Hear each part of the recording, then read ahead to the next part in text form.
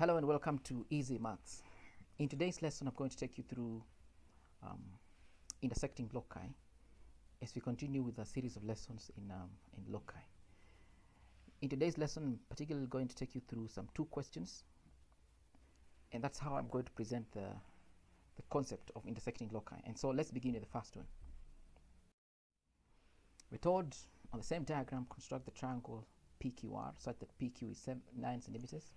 PR is 7 and RPQ is 60 degrees.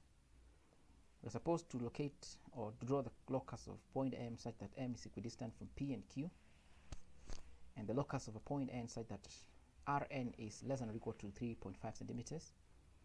And with the diagram, we shade the region B containing all the points enclosed by the locus M and N such that PM is greater than or equal to QM, and again find the area of that area that is shaded there.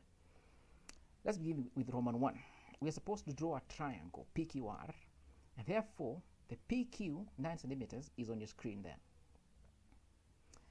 The next step is to first of all draw an angle of 60 at the point P,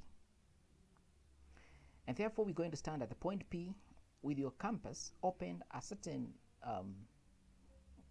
radius of your choice. You make an arc like that. The arc should intersect with the line PQ. Again, with the same radius of that compass open there, where that arc cut the line PQ, stand there and make another arc like that. You join the point where the two arcs intersect with the point P, and you can just elongate that, and so you'll have that kind of a line. Again, if you measure along this line 7 centimeters, you will be able to arrive at the point R, and therefore now we have the triangle PQR there on your screen. Roman 2, we are told to construct the locus of point M such that M is equidistant from P and Q. Now, if that's the case, then it means M is a perpendicular bisector of the line segment PQ. So we're basically going to perpendicularly bisect PQ. And so I stand at P, at the point P, open your compass a radius that is bigger than half the distance PQ. And therefore, you make an arc like that red one that's on your screen there. With the same radius of your compass, standing at the point Q, make another one like that. If you join the points of intersection of the two arcs, that will be the locus of point M equidistant from points P and Q. Any point that is on this line is equal distances from both P and Q. Moving on to Roman 3, we're told to construct the locus of point N such that Rn is less than or equal to 3.5 centimeters. This is a point equidistant from set of points N equidistant from a given point R. Therefore, it's a circle whose radius is Rn and circle center is R. So I just stand at R, draw a circle of a radius 3.5. Please understand the way the locus is written here, it means that the point N is anywhere within the circle or anywhere along the circumference of the circle, so that Rn is less than or equal to 3.5 centimeters. Moving on to the next part, we're told on the diagram shade a region B containing all the points enclosed by the locus M and N such that PM is greater than or equal to QM. Now, we said M is a set of points which are equidistant from P and Q. That means if we want to get PM is greater than QM, it means M is on the right of the line we initially called M. So the point M, let's say this, M is a point on the right side of this line we drew, the perpendicular bisector of PQ. For example, if M was where we have this laser now, the distance MP is greater than MQ. If it is where I have laser now, the distance MP again is greater than MQ. But if it's on the left, anywhere in the left, the distance MP is less than MQ. But if it's on the line, like where they are, have the laser now, MP is equal to MQ. So it still satisfies this. But we want equal to or greater than. Therefore, M is on the line or on the right of the line. Again, that means it's any part on the right of this line. But again, according to the same statement in B, it should be satisfying the locus of N. And N, we just said it's within the circle or at the circumference. Therefore, the region is a shaded region there. Anywhere along the circumference of that circle or along this chord. We're trying to find the area of the shaded region. So the region we have is a minor segment, and the area of minor segment is the area of a sector minus the area of the triangle in there. So we have the sector is the whole of that one there.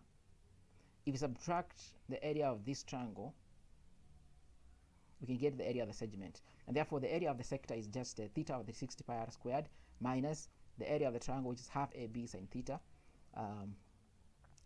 The angle I measured is 107.7. Please ensure that you measure yours and use the value they get there. And so putting the values in the formula, you will just continue, and the answer will be 5.67 centimeters squared. Let's move on to the next question.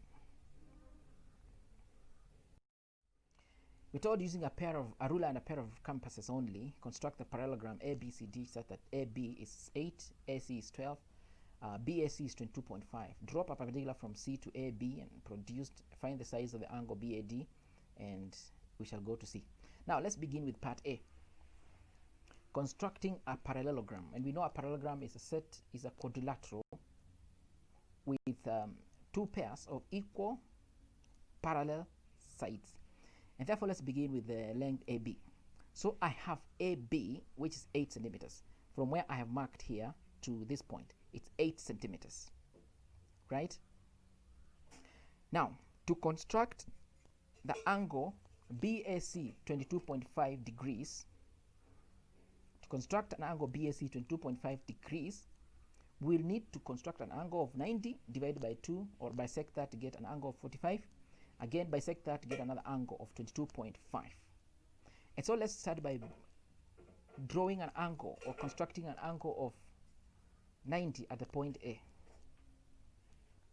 So I will stand at the point A, make an arc on the left and the right side of the point A like that. You're using the same radius.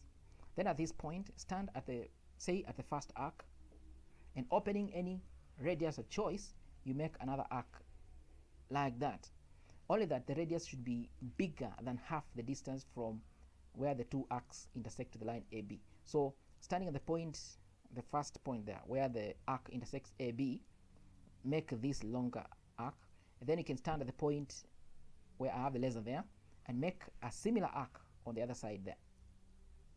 If you join the 2 points where the two arcs intersect, that line there will intersect the line AB at 90 degrees.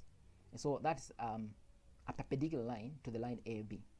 We're going to bisect this to get an angle of 45. So we make an arc like that. By standing at the point A, you make an arc. I've just drawn a continuous arc to cut the perpendicular line and the line AB, so that I don't have a lot of construction. I don't have to do a lot of drawings on the diagram, so that they are clear. So standing at the point A, make an arc. I'll cut those 2 points.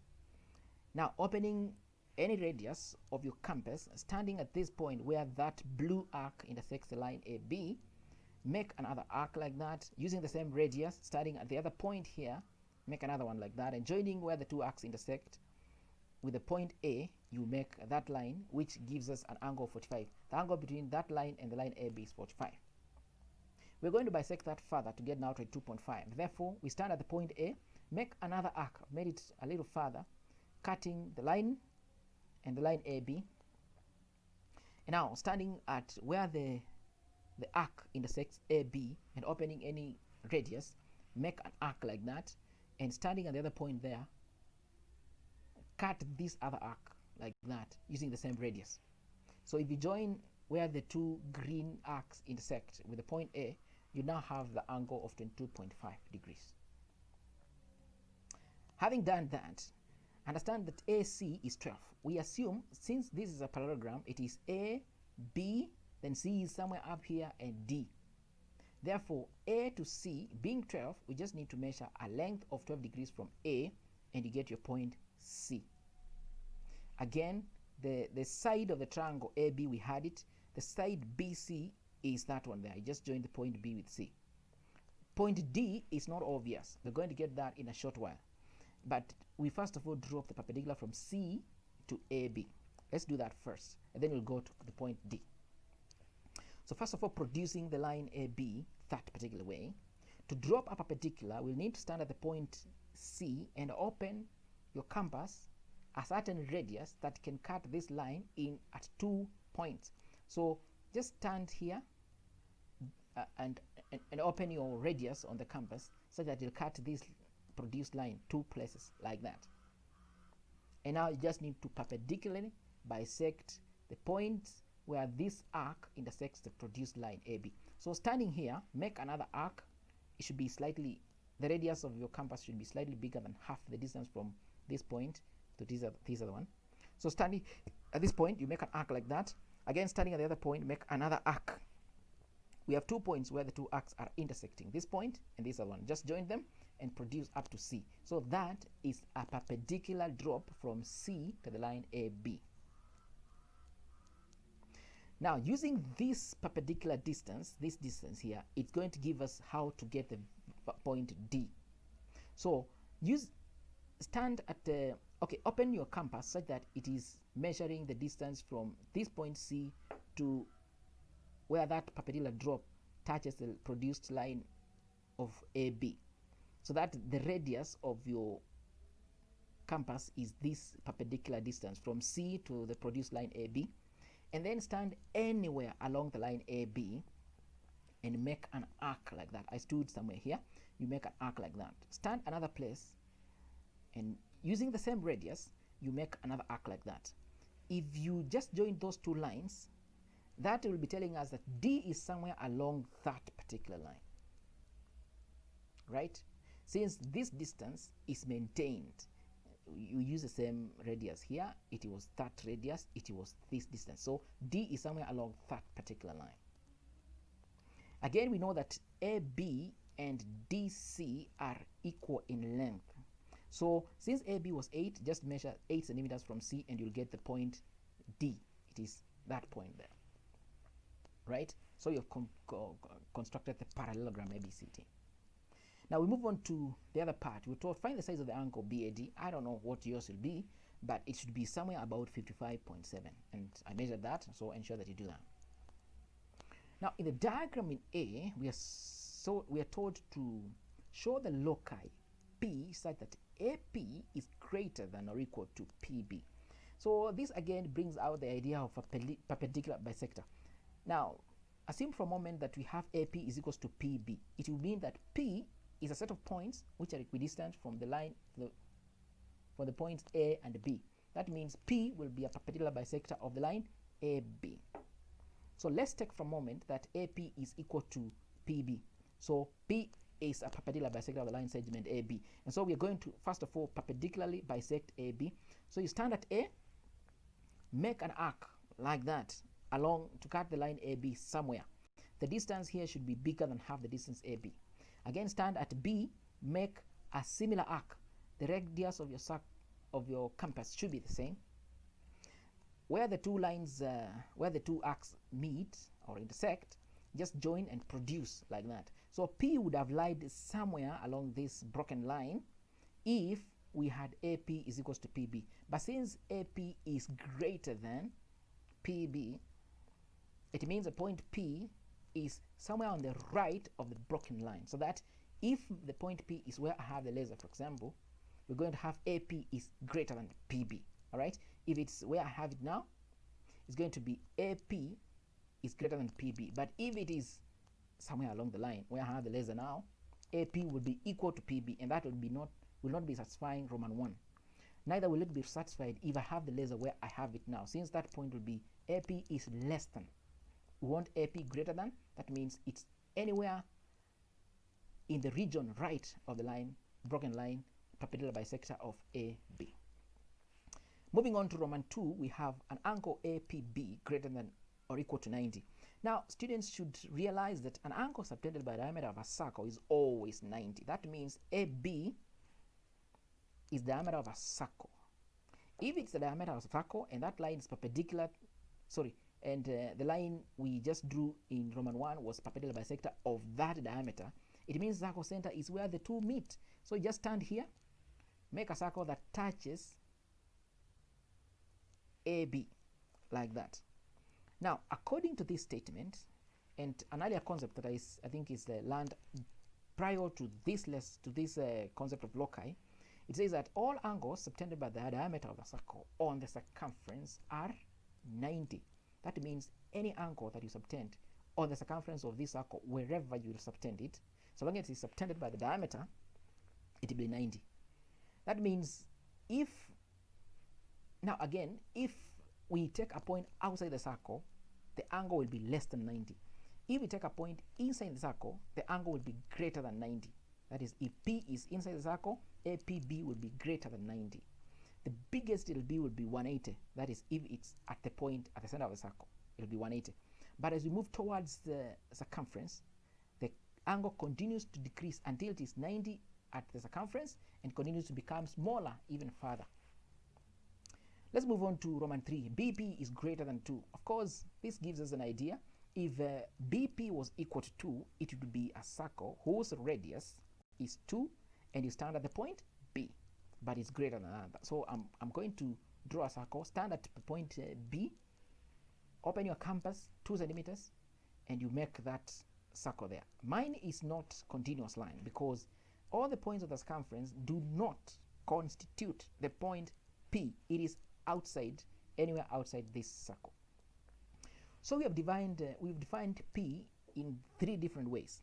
First of all, it is on the right side, according to Roman 1, it's on the right side of the broken line. According to Roman 2, it is somewhere within the bigger circle.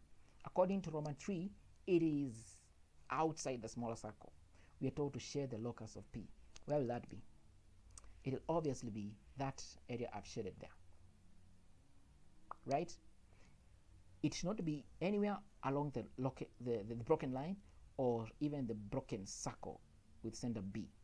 But every point on the circumference of the bigger circle could be the point P. So all those points of circumference, again that way, all those points of the circumference, and not the points on the broken line here.